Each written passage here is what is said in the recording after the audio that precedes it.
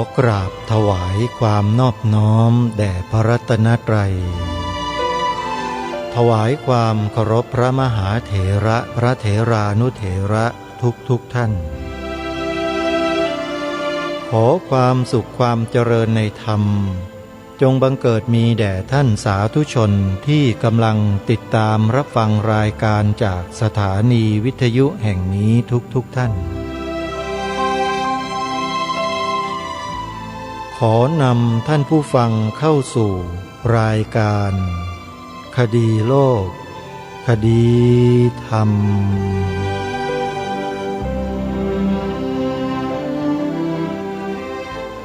พบกันวันนี้วันแรม6 ค่ำเดือน11วันนี้ตรงกับวันอาทิตย์ที่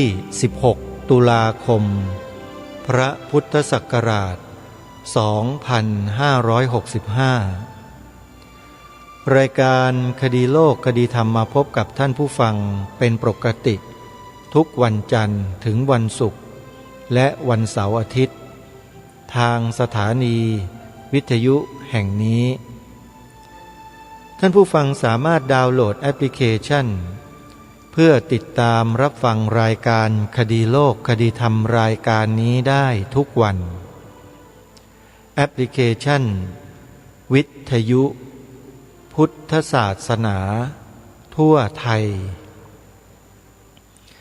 วันนี้รายการคดีโลกคดีธรรมขอเชิญชวนสาธุชนร่วมทำบุญกฐินสามัคคีณวัดบ้านปลาคูนตำบลท่าหาดยาว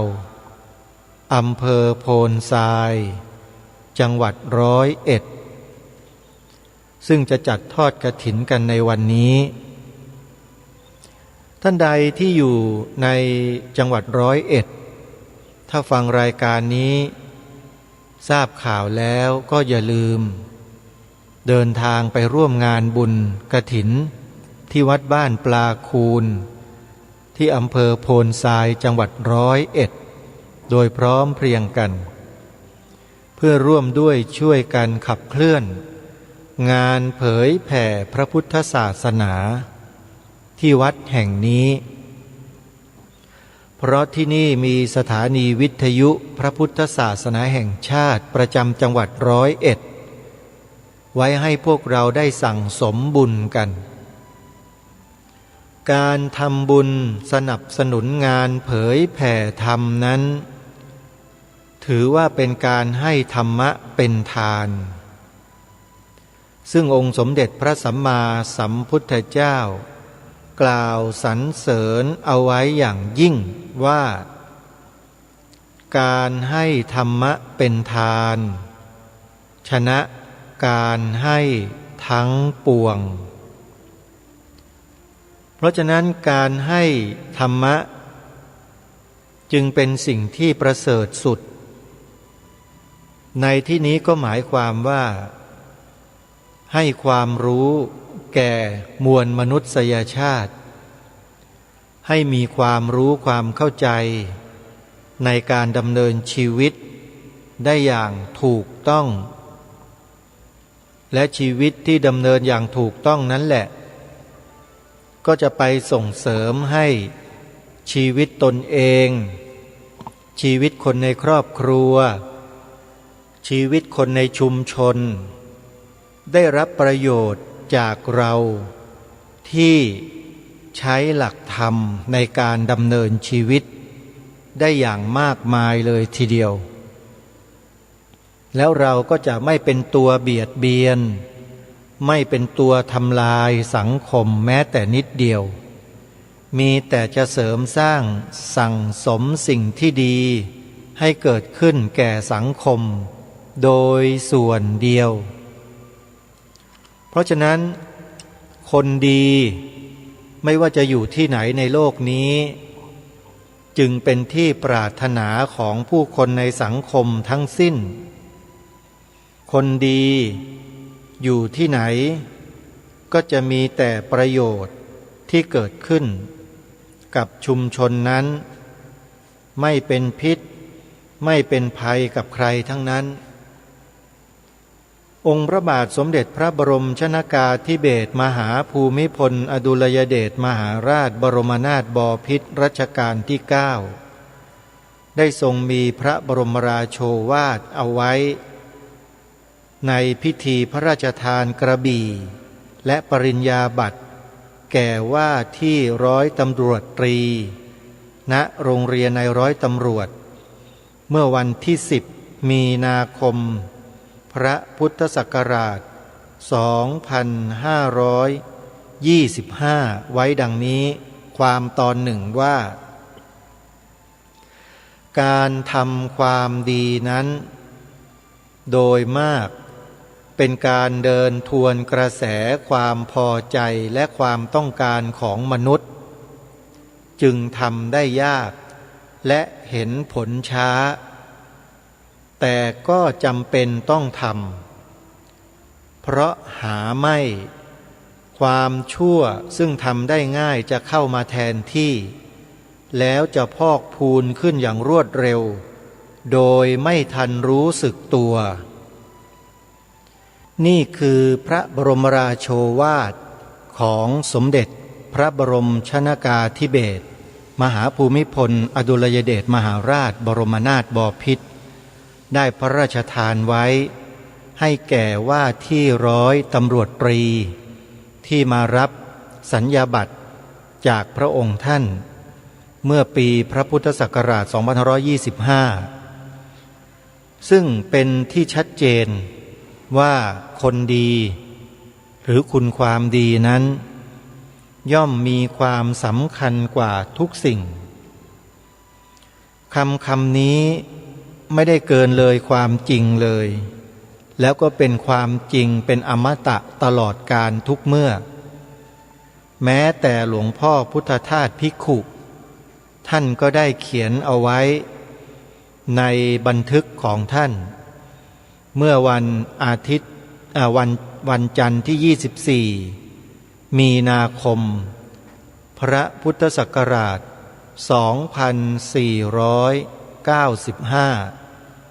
ความว่าคนดีสำคัญกว่าทุกสิ่งในโลกนี้จะให้ลัทธิไหนครองโลกไม่สำคัญขอแต่ให้คนดีก็พอแล้วคนดีเผด็จการ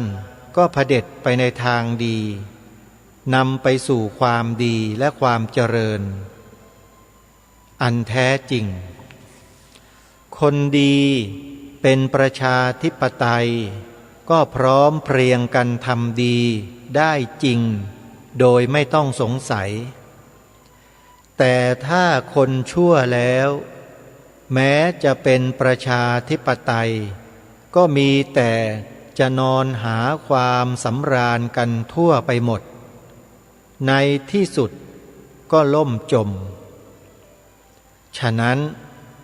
ขอแต่ให้คนดีอย่างเดียวก็แล้วกันจะซ้ายจัดหรือขวาจัดย่อมใช้ได้ทั้งนั้น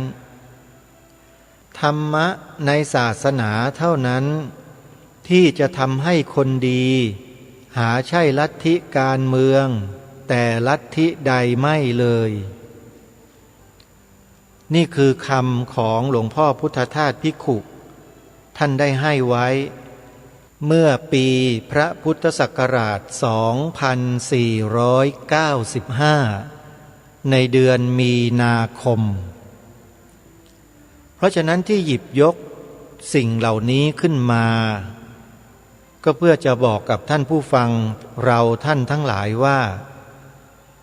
คนดีเป็นสิ่งที่มีความจำเป็นสำหรับโลกใบนี้ทุกยุคทุกสมัยไม่ว่าเวลาใดสถานที่ใดกิจกรรมใดก็ตามคนดีจึงมีความสำคัญในทุกที่ทุกเวลา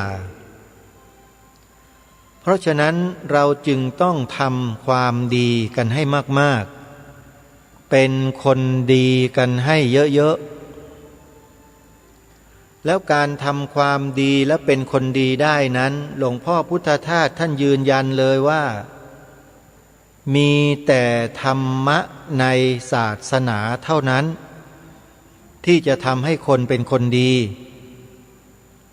แล้วท่านก็ปฏิเสธลัทธิทางการเมืองโดยสิ้นเชิงเพราะฉะนั้นใครก็ตามไม่ว่าจะเป็นนักการเมืองไม่ว่าจะเป็นผู้ฝักใฝ่การเมืองนิยมลัทธิการเมืองใดๆก็แล้วแต่หาใช่คำตอบสำหรับสังคมมนุษย์ไม่แต่คุณความดีและคนดีเท่านั้นที่เป็นคำตอบของมวลมนุษยชาติเราทั้งสิ้นและธรรมะในศาสนาที่หลวงพ่อพุทธทาสท่านกล่าวเนี่ยท่านไม่ได้ระบุว่าศาสนาอะไรแต่ทุกท่านก็ไม่ต้องสงสัยแล้วก็ไม่ต้องไปตีความให้เหนื่อยเปล่าเพราะหลวงพ่อพุทธทาสท่านเป็นพระในพระพุทธศาสนาท่านจะไปกล่าวถึงธรรมะของศาสนาอื่นทำไมเล่าของศาสนาอื่นก็ดีเฉพาะของเขาแต่สำหรับของเรานั้นดีเลิศประเสริฐกว่าหลายร้อยเท่าเพราะฉะนั้นไม่ต้องสงสัยโดยประการทั้งปวงในประวัติศาสตร์ของชาติบ้านเมืองของเราที่ผ่านมานับเป็นพันปี2,000 กว่าปีที่ผ่านมาเนี่ยก็มีหลักฐานยืนยันชัดเจนว่าแผ่นดินของเราที่เป็นสุวรรณภูมิเนี่ยมีหลักธรรมะในพระบวรพุทธศาสนาเท่านั้นที่มาแก้สถานการณ์แก้วิกฤตต่างๆของมวลมนุษยชาติ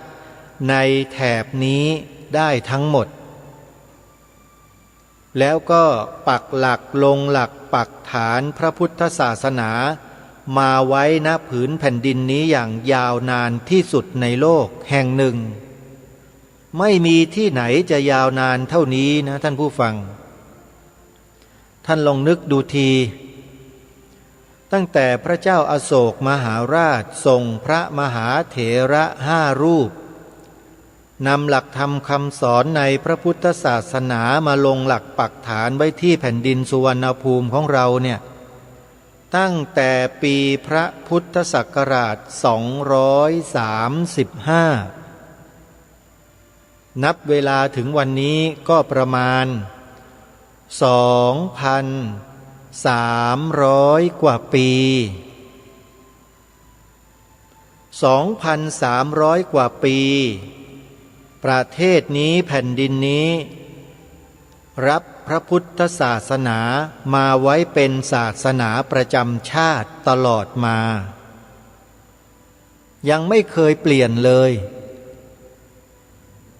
แต่ปัจจุบันนี้ก็มีคนมันคิดจะเปลี่ยนแต่เชื่อเถอะมันเปลี่ยนไม่ได้หรอกถ้าคนไทยเราเป็นคนดีจริงใครก็มาเปลี่ยนเราไม่ได้แต่ที่ต่างว่าถ้าจะเปลี่ยนได้ก็มีเหตุผลเดียวคือคนไทยมันชั่วใครก็ไม่รู้ไปเปิดประตูให้ศัตรูมาเหยียบย่ำทำลายชาติบ้านเมืองตัวเองคนคนนั้นแหละชั่วเราก็ดูเอาเองแล้วกันสถานการณ์ในปัจจุบันเนี้ยในโลกโซเชียลเน็ตเวิร์กก็มีให้เราเห็นกันอยู่มากมายก่ายกองว่าใครไปเปิดประตูให้ศัตรูมาเหยียบย่ำทำลายความเป็นชาติความเป็นไทยของเราเหยียบย่ำทำลายความเป็นประวัติศาสตร์ชาติไทยของเราอันนี้ทุกท่านทุกคนมีหูมีตาก็ใช้หูกับตาฟังแล้วก็ดูเอาเองอย่าให้รายการนี้เอ่ยชื่อนามสกุลคนพวกนี้เลยเสียเวลาเพราะว่ามันไร้ค่า สำหรับคนพวกนี้ไม่ต้องไปเอ่ยถึงแต่ให้รู้ไว้ว่ามันมีคนที่มีพฤติกรรมเช่นนี้ในบ้านเมืองเราเนี่ยมีอยู่เดี๋ยวท่านก็เจอในคลิปวิดีโอใน YouTube ในโลกโซเชียลเน็ตเวิร์กเดี๋ยวท่านก็เจอท่านจะเห็นชัดเลยคนพวกนี้พยายามด้อยค่าความเป็นประเทศไทยของเราอยู่เนืองนิดไม่ได้ให้ความสำคัญเลยมีประวัติศาสตร์ของชาติบ้านเมืองอยู่ก็ไม่ส่งเสริมแต่กลับมาเหยียบย่ำมาทำลายมาด้อยค่าความเป็นชาติตัวเองคนพวกนี้เข้าข่ายพวกหน้าด้านหน้าทนกินบนเรือนขี้บนหลังคากันทั้งนั้นรายการคดีโลกคดีธรรมต้องขอขมาครูบาอาจารย์ทุกรูปขอขมาญาติโยมผู้ฟังทุกท่านไว้ก่อนเพราะเมื่อรายการนี้พูดถึงคนพวกนี้แล้วเนี่ยก็จะต้องใช้คำพูดในลักษณะเช่นนี้เพราะไม่เช่นนั้นแล้วเราก็จะไม่มีความรู้สึกอะไรกันเลยฟังไปอย่างนั้นแหละจริงหรือไม่มันต้องมีการกระตุกกันแรงๆด้วยคำด้วยภาษาพวกเราจึงจะรู้สึกตัวกันสิ่งที่ทางรายการได้อัญเชิญมาได้หยิบยกมาไม่ว่าจะเป็นพระบรมราโชวาทขององค์พระบาทสมเด็จพระเจ้าอยู่หัวรัชกาลที่ 9เมื่อสักครู่นี้หรือคำกล่าวของหลวงพ่อพุทธทาสภิกขุที่ท่านได้โปรยหัวข้อเอาไว้ว่าคนดีย่อมสำคัญกว่าทุกสิ่งเราก็ได้ฟังไปเมื่อสักครู่นี้แล้วเป็นสิ่งที่เราท่านทั้งหลายจะต้องให้ความสำคัญและต้องให้คุณค่าเพราะไม่ว่าจะเป็นองค์พระบาทสมเด็จพระเจ้าอยู่หัวรัชกาลที่ 9ก็ดีหลวงพ่อพุทธทาสภิกขุก็ดีทั้งสองท่านนี้คือนักปราชญ์คือบัณฑิตแท้ๆไม่ใช่ของเทียมไม่ใช่บัณฑิตเทียมที่ผลิตกันออกมาจากมหาวิทยาลัยต่างๆนั่นเขาเรียกว่าบัณฑิตเทียมเขายืมศัพท์ของพระพุทธศาสนาเราไปใช้ซึ่งมันไม่ใช่บัณฑิตที่แท้นี่จะต้องเป็นเหมือนอย่างพระเจ้าอยู่หัวของเราเหมือนอย่างหลวงพ่อพุทธทาสเหมือนอย่างพ่อแม่ครูบาอาจารย์ของเราที่เราเคารพนับถือเลื่อมใสศรัทธานี่แหละเขาเรียกว่าบัณฑิตแท้แต่ถ้าเดินออกมาจากรั้วมหาวิทยาลัยที่ยืมคำของเราไปใช้ว่าบัณฑิตนั้นไม่ใช่เลยเป็นแต่เพียงเอาชื่อเอาศัพท์ไปใช้เฉยๆแต่หาความเป็นบัณฑิตข้างในแทบจะไม่มีเลยยอมรับกันหรือเปล่าเพราะฉะนั้นใครที่เป็นบัณฑิตแล้วท่านมีพระบรมราโชวาทมีคำประกาศเชิญชวนบอกกล่าวพวกเราเนี่ย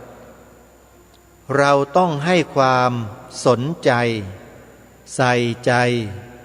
ให้ความสำคัญเป็นพิเศษรายการคดีโลกคดีธรรมจึงได้อัญเชิญมาบ่อยๆแล้วให้พวกเราเนี่ยได้ให้ความสำคัญแล้วใส่ใจ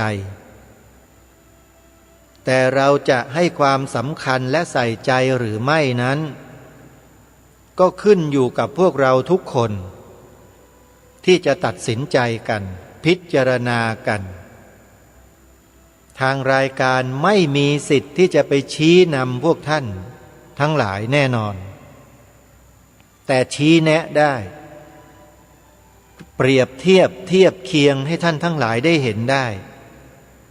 และท่านทั้งหลายเองก็มีสติปัญญามีความสามารถที่จะเทียบเคียงท่านเหล่านี้กับบุคคลต่างๆที่บรรดามีอยู่ในโลกใบนี้ได้เอง แล้วท่านก็ตัดสินใจกันเอง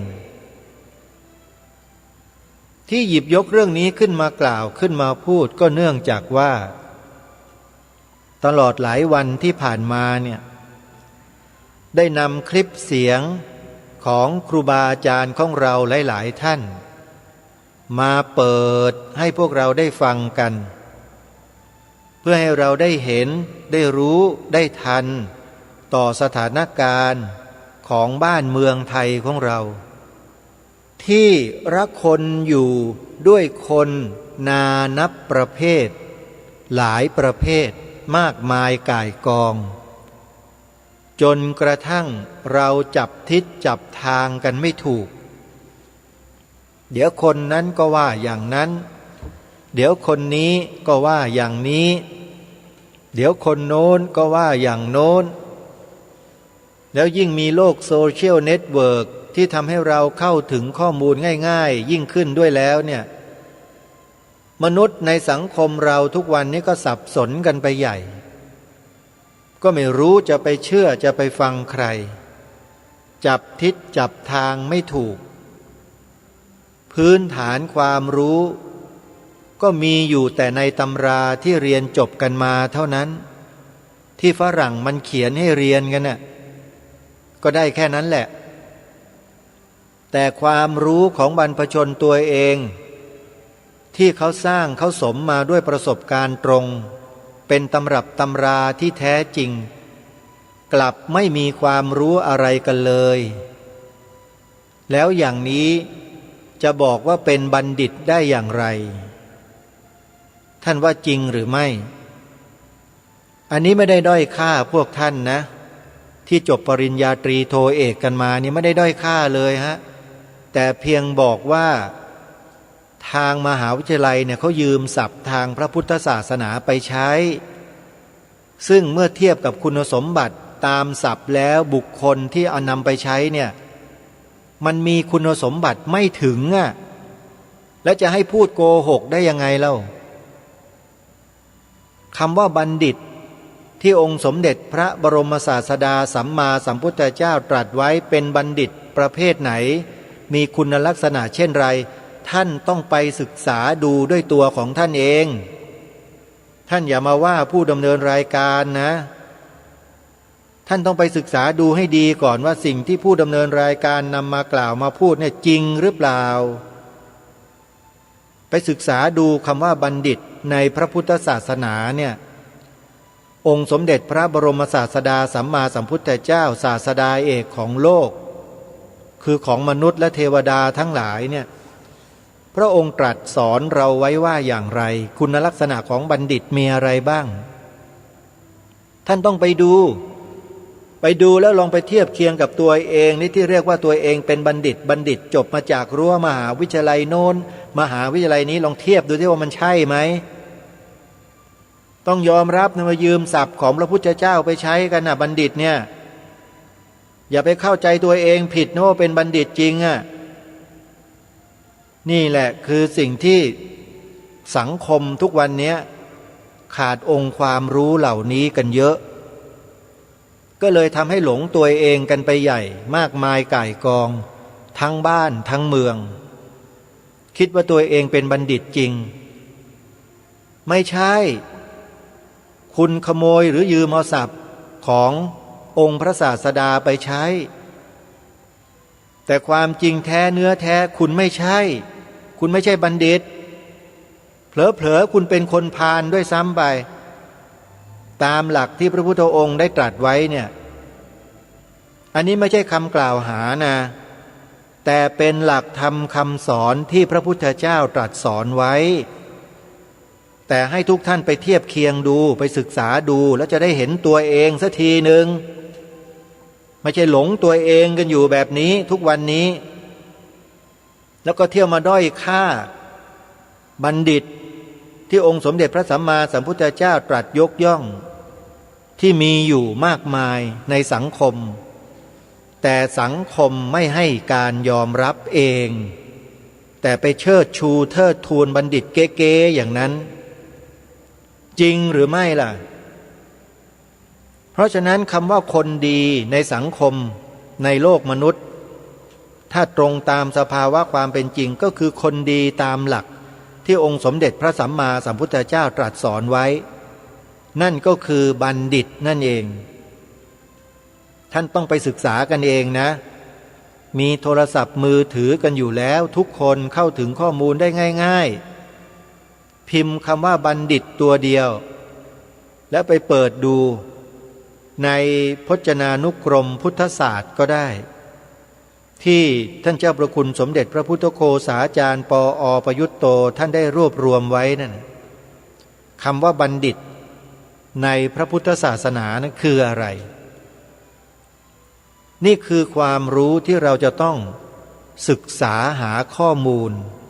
ในเชิงประจักษ์ไม่ใช่ลอยไปลอยมาฟังแต่คนอื่นเขาว่าฟังแต่คนอื่นเขาพูดแต่ไม่ลงไปศึกษาด้วยตัวเองเก่งแต่ไปศึกษาตำราของฝรั่งกันอยู่นั่นแหละไปยกย่องเชิดชูฝรั่งอยู่นั่นแหละแต่สิ่งดีๆสิ่งที่ถูกต้องดีงามของบรรพชนตัวเองไม่สนใจกันเลยอย่างนี้เขาเรียกว่าบัณฑิตไหมเล่า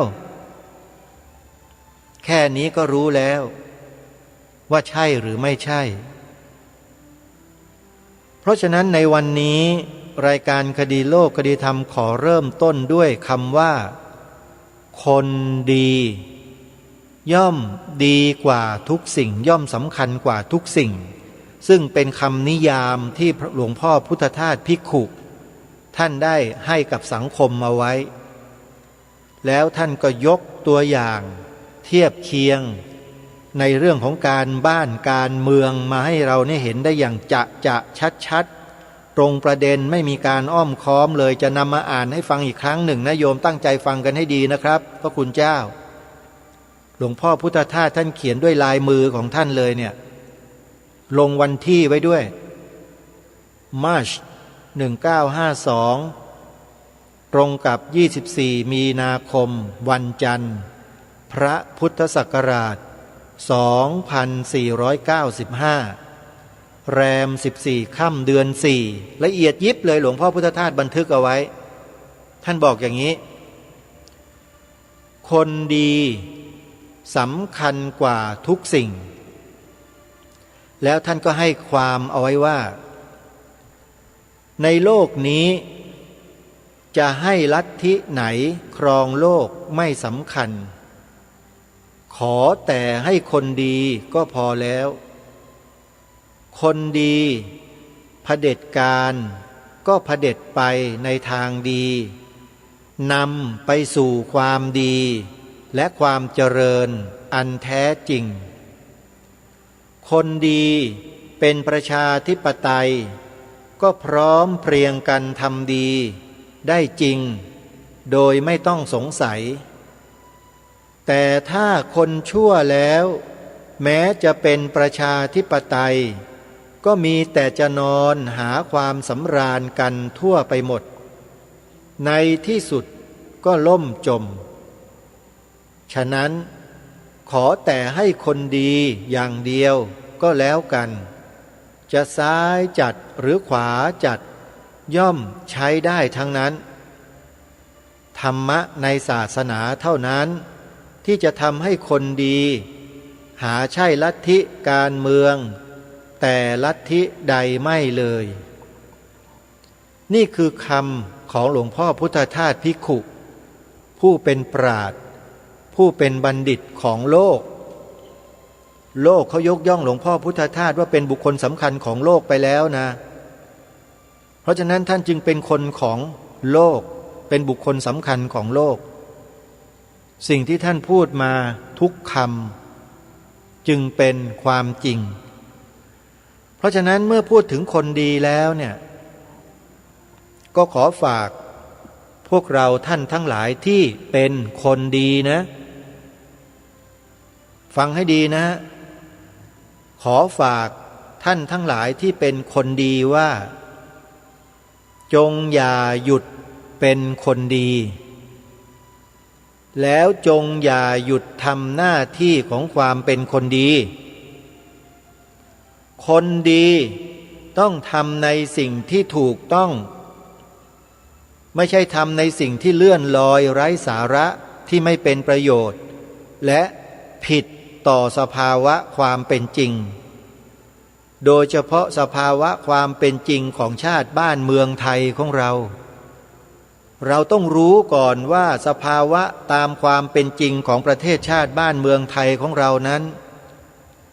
ผูกโยงอยู่กับอะไรความเชื่อประเภทไหนศรัทธาอะไรเราต้องรู้พื้นฐานตรงนี้ก่อนแล้วต้องยอมรับกันให้ได้ทุกคนด้วย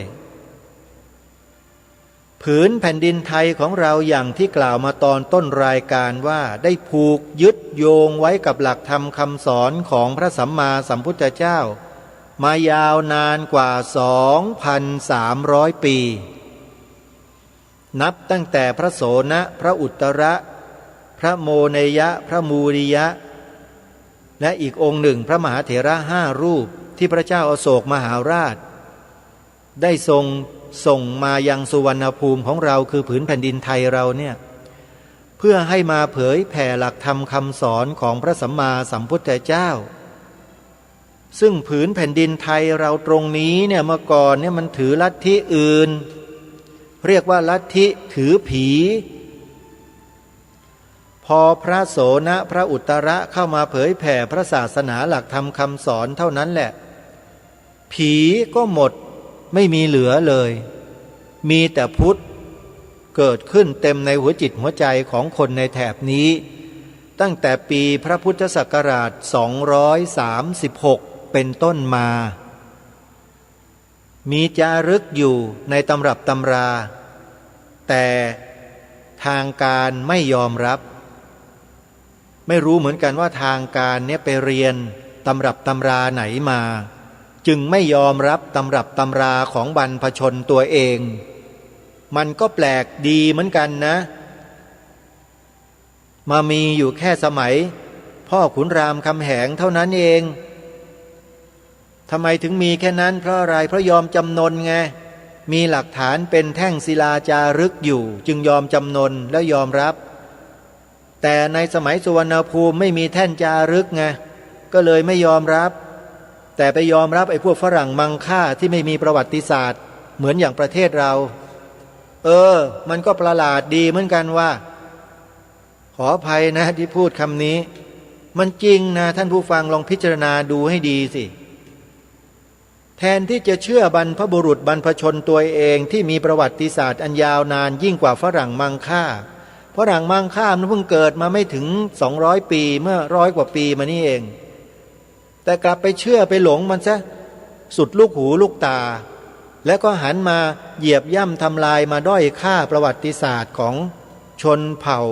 บรรพชนตัวเองผิดไหมเนี่ยที่รายการคดีโลกคดีธรรมเอาความจริงมาพูดเนี่ยเพราะฉะนั้นคนดีก็ย่อมพูดในสิ่งที่ดีสิ่งที่ถูกต้องคนไม่ดีก็มีแต่จะทำลายสิ่งที่ดีกับสิ่งที่ไม่ถูกต้องนั่นแหละเห็นไหมล่ะในปัจจุบันเนี่ยพยายามที่จะกลบเกลื่อนปกปิดพยายามที่จะไม่เผยแพร่ไม่นำมาถ่ายทอดให้ลูกหลานเยาวชนคนไทยเราทั้งที่เพิ่งจะผ่านไปไม่เท่าไหร่หลักฐานก็ทนโทษอยู่แต่ไม่ปลูกฝังลูกหลานเยาวชนตัวเองเลยเป็นผู้ใหญ่ภาษาอะไรกันถามหน่อยอะไรที่กำลังพูดถึงสิ่งที่ไม่ได้ปลูกฝังลูกหลานเยาวชนของตนเองก็เรื่องธงชาตินั่นไงมีไหมในโรงเรียนไหนบ้างที่ปลูกฝังเด็กๆเยาวชนลูกหลานของชาติตัวเองเกี่ยวกับเรื่องของธงชาติธงไตรรงค์เนี่ยมีไหมให้เคารพกันอย่างเดียวตอนเช้าแล้วก็ไม่มีกล่าวไม่มีพูดอะไรให้เห็นความสำคัญของธงไตรรงค์เลยยืนตรงบ้างไม่ตรงบ้างก็ไม่สนใจกันแล้วไม่เข้มงวดกันแล้วไม่มีความรู้สึกรู้สาอะไรกันเลยจริงไม่จริงอาตมาภาพลองไปทดสอบไปถามเด็กๆเยาวชนนักเรียน ในแต่ละพื้นที่ของประเทศปรากฏว่าเด็กๆไม่รู้เรื่องไม่รู้ราวอะไรเรื่องของธงชาติตัวเองกันเลยโรงเรียนดังๆสำคัญในจังหวัดนครศรีธรรมราชอาตมาก็ไปถามมาแล้วตั้งแต่ผู้อำนวยการโรงเรียนมาจนถึงประธานนักเรียนมานั่งเสวนากับอาตมาภาพออกดีทีวีนี่แหละอาตมาถามตรงๆเลยว่ารู้จักกันไหมตอบไม่ได้ทั้งโรงเรียนมันเป็นเครื่องบ่งบอกให้เห็นว่าอะไรล่ะใช่อย่างที่บอกมาหรือเปล่าว่าไม่ได้ให้ความสำคัญอะไรกันเลยและอย่างนี้มันจะไปรักษาความเป็นชาติไว้ได้ยังไงจริงหรือไม่ท่านผู้ฟังรักษาไว้ไม่ได้หรอกรายการคดีโลกคดีธรรมโดยอาตมาภาพเนี่ยเจอประสบการณ์นี้ในเชิงประจักษ์ด้วยตัวเองจึงได้หันมารณรงค์ในเรื่องนี้โดยเฉพาะเพื่อให้พวกเราคนไทยทุกคนเนี่ยกลับไปปลูกฝังลูกหลานเราที่อยู่ที่บ้านเนี่ยอย่าไปพึ่งหวังโรงเรียนเพราะโรงเรียนมันไม่ปลูกฝังกันหรอกมันรับนโยบายมาจากใครก็ไม่รู้เลิกคิดกันสักทีจะพึ่งหวังกลุ่มบุคคลเหล่านั้นน่ะไม่มีทางอะอาตมาผ่านมาหมดแล้วสิ่งเหล่านี้เขาไม่สนใจกันเลยแต่กลับไปยกย่องไอ้ลัทธิอะไรก็ไม่รู้เกลื่อนบ้านเกลื่อนเมืองเต็มไปหมดเข้าไปอยู่ในรัฐสภาบ้างในทำเนียบรัฐบาลบ้างไปนั่งป๋อหรอชูหน้าชูตากันอยู่ไอ้แต่ของชาติของบรรพชนตัวเองไม่สนใจอาตมาก็เลยเลิกคิดถึงละสิ่งเหล่านั้นคงไปแก้ไม่ได้แก้ที่พวกเรากันเองนี่แหละตัวเป็นๆเนี่ยที่ฟังรายการกันอยู่เนี่ยแหละครับต้องช่วยกันไงฮะสิ่งที่ทางรายการเสนอไปเนี่ยนั่นคือทางรอดที่เราจะต้องสร้างให้มันเกิดมันมีขึ้นในจิตใจของลูกหลานเยาวชนคนไทยของเราให้เร็วที่สุดมากที่สุดกว้างไกลมากที่สุดเรานั่นแหละคือขุมกำลังที่สำคัญที่สุดที่ท่านมีส่วนเกี่ยวข้องกับการทำสถานีวิทยุเป็นผู้ดำเนินรายการเป็นผู้อำนวยการเป็นรองผู้อำนวยการเป็นโฆษกเป็นอะไรก็แล้วแต่เถอะใช้วาจาของท่านนี่แหละนำสิ่งเหล่านี้เผยแพร่ออกไปให้มากที่สุดเขาไม่เคยพูดไม่เคยกล่าวคำว่าพระพุทธศาสนาเป็นศาสนาประจำชาติไทยของเราเราก็ให้เขากล่าวให้เขาพูดคำนี้ให้ติดปากติดหูติดใจให้มันฝังอยู่ในหัวจิตหัวใจเขาเลยเพราะนี่แหละคือความจริงความดีของชาติบ้านเมืองแท้ๆเลยใครว่าศาสนาพุทธไม่ใช่ความดีไม่ใช่ความจริงของชาติบ้านเมืองนี้บ้างไม่มีใครปฏิเสธเพราะฉะนั้นเราก็ต้องช่วยกันเผยแพร่ความดีและความถูกต้องตรงนี้ออกไปถ้าเราเป็นคนดีขอเชิญคนดีทุกคนนะทำหน้าที่ในข้อที่หนึ่งข้อที่สองที่กล่าวไปเมื่อสักครู่ว่าโรงเรียนไม่ได้ใส่ใจเลยส่วนราชการก็ไม่สนใจไม่ต้องพูดถึงพวกคณะรัฐมนตรีที่มีนายกเป็นหัวหน้าคณะรัฐมนตรียิ่งไม่สนใจใหญ่เลยนั่นน่ะข้างบนนั่นน่ะทำแต่เรื่องอะไรกันอยู่ก็ไม่รู้เรื่องชาติตัวเองแค่เรื่องธงชาติเนี่ยก็ปลูกฝังคนไม่ได้แล้วจริงหรือเปล่าท่านที่นั่งอยู่ในทำเนียบรัฐบาลทั้งหลายจริงไหมท่านไปเผยแพร่อะไรให้กับประชาชนอยู่น่ะภายใต้ไอ้หนังสือที่มีชื่อว่าคู่มือธงไตรรงค์ธรรมรงค์ไทยที่คุณไปทำไว้น่ะที่ทางรายการนี้ได้วิพากษ์วิจารณ์คุณมาตั้งหลายปีคุณไปบิดเบือนบทพระราชนิพนธ์ความหมายธงไตรรงค์ขององค์พระมหากษัตริย์ท่านน่ะในหนังสือที่พวกคุณทำอยู่ในทำเนียบอ่ะสำนักงานเสริมสร้างเอกลักษณ์ของชาติสำนักปลัดสำนักนายกรัฐมนตรีที่พวกคุณไปทำกันไว้นั่นน่ะคุณไม่ยกย่องแล้วดันไปเหยียบย่ำอีกต่างหากเนี่ยเห็นไหมรายการนี้จึงมาเปิดโปงไอ้สิ่งที่พวกคุณทำกันไง แล้วสิ่งที่กล่าวที่พูดที่บอกไว้เนี่ยจริงหรือเปล่าล่ะพวกคุณไม่ได้สนใจกันเนี่ยแล้วเราจะไปหวังพึ่งอะไรพวกคุณล่ะมีอำนาจเสียเปล่าแต่ไม่ได้ทำสิ่งที่มันดีงามให้มันเกิดขึ้นกับบ้านนี้เมืองนี้เลยกลับไปทำลายซะด้วยคุณไปเขียนใส่หนังสือแล้วคุณไปพิมพ์ออกมา50,000 70,000เล่มแล้วคุณไปแจกไปเดินสายจัดนิทรรศการไปปลูกฝังสิ่งผิดๆให้กับลูกหลานเยาวชนเนี่ยมันถูกเหรอรายการนี้ยอมไม่ได้ไงเพราะรู้อยู่เห็นอยู่แม้แต่ผู้อำนวยการพิพิธภัณฑ์ธงชาติไทยคนปัจจุบันนี้เขาก็ไม่เอาด้วยกับพวกคุณเขามาเล่าให้อาตมาฟังเองเลยแล้วก็เชิญอาตมาเนี่ยไปให้สัมภาษณ์เรื่องนี้โดยเฉพาะเลยถ้าใครอยากจะดูคลิปนะฮะที่ไปสัมภาษณ์ผู้อำนวยการพิพิธภัณฑ์ธงชาติไทยคนนี้ไปเปิดดูใน YouTube ได้เลยท่านหลักฐานอยู่ในนั้นฮะชื่อคลิปชื่อว่าบิดเบือนธงชาติแล้วก็พิมพ์ใส่ตอนท้ายไว้หน่อยว่าดีทีวีหรือจะพิมพ์ชื่อผมลงไปในคลิปก็ได้ YouTube พระครูประหลัดนรงฤทธิ์แค่นี้ก็เจอแล้วท่านจะเห็นคลิปของผมเต็มไปหมดเผยแพร่แล้วพูดเรื่องพวกนี้ทั้งหมดเพราะว่าไม่มีการเรียอะไรใครๆทั้งนั้นเสียเวลาสำหรับการทำหน้าที่การทำงานเพื่อชาติเพื่อพระพุทธศาสนาเพื่อสถาบันพระมหากษัตริย์ไม่ไปนั่งอมลิ้นกินน้ำลายอยู่หรอกฮะเสียเวลาเปล่ามีปากก็ใช้มันให้เป็นประโยชน์ให้ถึงที่สุดไปเลยเอาความจริงเข้ามาพูดและนี่เป็นความจริงที่ใครก็ปฏิเสธไม่ได้ต้องยอมรับโดยส่วนเดียวกันทุกคนมีแต่คนเห็นแก่ตัวเท่านั้นแหละที่ไม่ยอมรับจริงไม่จริงท่านผู้ฟังเพราะฉะนั้นเมื่อเราจะเป็นคนดีทำดีคิดดีพูดดีแล้วอย่าหวาดหวั่นอย่าหวั่นเกรงอย่ากลัวถ้ากลัวแล้วคุณทำอะไรกันไม่ได้หรอกอย่ามาอวดอ้างตัวเองอยู่ว่าอย่างนั้นอย่างนี้อย่างโน้นทำเลยท่านแน่จริงทำเหมือนอย่างที่รายการคดีโลกคดีธรรมทำอยู่เนี่ยอัญเชิญมาสิฮะบทพระราชนิพนธ์ความหมายธงไตรรงค์เนี่ยมาเผยแพร่กันออกไปเยอะๆขอร่ำรำพันบรรยายความคิดเครื่องหมายแห่งสีทั้งสามงามถนัดขาวคือบริสุทธิ์สีสวัสดิ์หมายพระไตรรัตน์และธรรมคุ้มจิตไทยเนี่ยเผยแพร่ออกไปสิฮะประกาศออกไปเลยว่าสีขาวในธงชาติไทย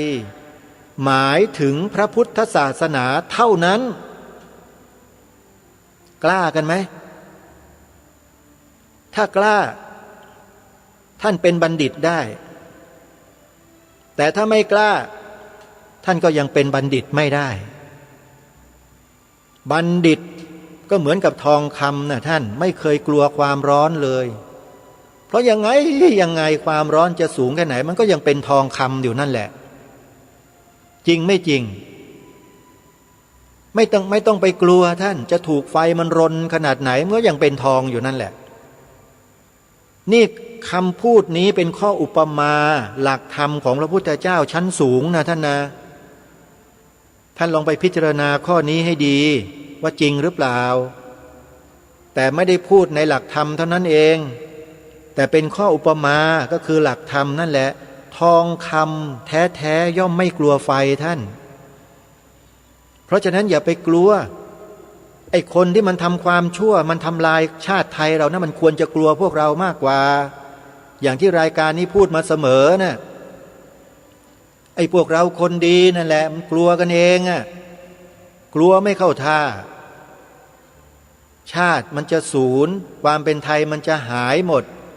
มันจะมาลายหมดก็เพราะไอ้ความกลัวนี่แหละกลัวอะไรท่านไม่เห็นอะไรมีอะไรน่ากลัวเลยในโลกใบนี้ถ้าเป็นทองจริงๆแล้วไม่เคยกลัวอะไรทั้งนั้นแหละนะฮะต้องขอกราบขอขมาครูบาอาจารย์ทุกรูปนะครับผมที่ผมพูดแบบนี้เพราะผมเป็นห่วงพวกเราทุกท่านเลยครับทุกคนด้วยญาติโยมเราด้วยสถานการณ์ในบ้านเมืองเราเนี่ยไม่ธรรมดานะครับผมบอกไว้ก่อนนะ ถ้าเราไม่ร่วมแรงร่วมใจไม่รักกันไม่สามัคคีกันเนี่ยเพลี่ยงพล้ำกันได้ง่ายๆเลยนะท่านอันนี้สำคัญที่สุดเลยคือต้องสามัคคีกันเท่านั้นครับอย่าแบ่งอย่าแยกเด็ดขาดจะเข้าทางศัตรูทันทีขอบอกเลยและในข้อ3ข้อสุดท้ายก็เหมือนกันอันนี้ถ้าทำได้ที่ทุกอย่างจบฮะเราคือพุทธบริษัทที่แท้จริงและเป็นคนดีที่แท้จริงแน่เพราะเราได้ถวายชีวิตนี้เป็นพุทธบูชาแล้วโดยการขึ้นทะเบียนเขียนใบสมัครปฏิญาณตนเป็นพุทธมามกะตลอดชีวิตตามรอยเบื้องพระยุคลบาททุกสิ่งทุกอย่างทั้ง3ข้อนี้เป็นการดำเนินรอยตามเบื้องพระยุคลบาทขององค์บูรพมหากษัตริย์ของเราทั้งนั้นเลยรายการคดีโลกคดีธรรมไม่ได้คิดขึ้นเองแต่ดำเนินรอยตามเบื้องพระยุคลบาทแล้วก็อัญเชิญมาให้พวกเราดำเนินรอยตามเหมือนกันสรุปวันนี้เท่านี้จริงๆเดี๋ยววันพรุ่งนี้เรามาติดตามรับฟังรายการกันต่อวันนี้เวลาของรายการหมดลงแล้วกระผมและอาตมาภาพต้องขอสมมุติยุติรายการไว้แต่เพียงเท่านี้ไว้พบกันใหม่ในวันต่อไป